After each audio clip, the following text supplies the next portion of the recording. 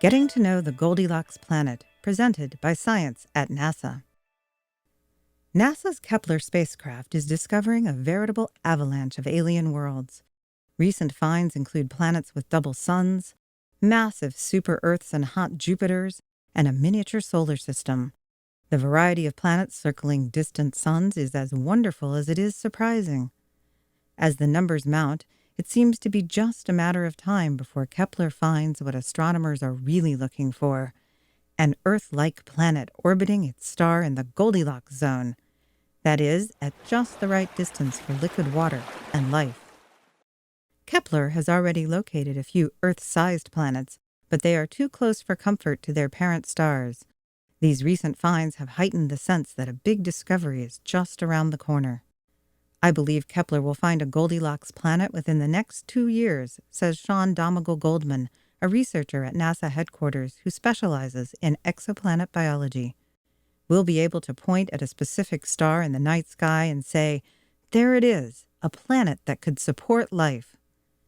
But finding a Goldilocks planet is just the first step. Getting to know it is much more difficult. The problem is that, in the cosmic scheme of things, Earth-sized planets are relatively small, and the ones Kepler is finding are staggeringly far away. Most are hundreds or even thousands of light years away from Earth.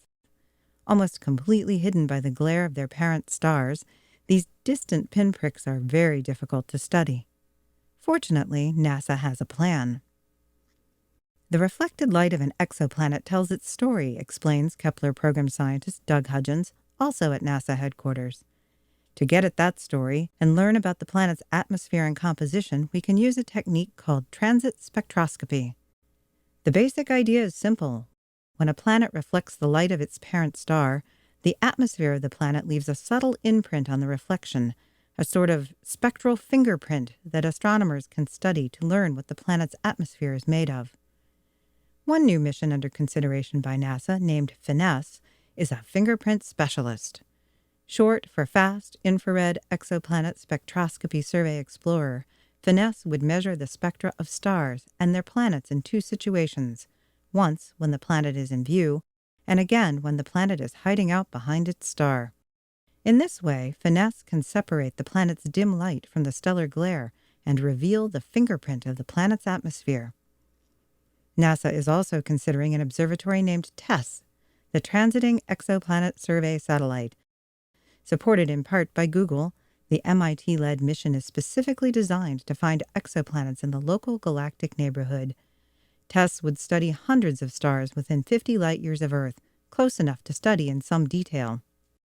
With better detectors and instruments designed to block the glare of parent stars, these next-generation telescopes could not only find a Goldilocks planet, but also tell us what its atmosphere is made of, what sort of cloud cover graces its skies, and maybe even what the surface is like, whether oceans cover part of the globe, how much land there is, and so on, says Hudgens.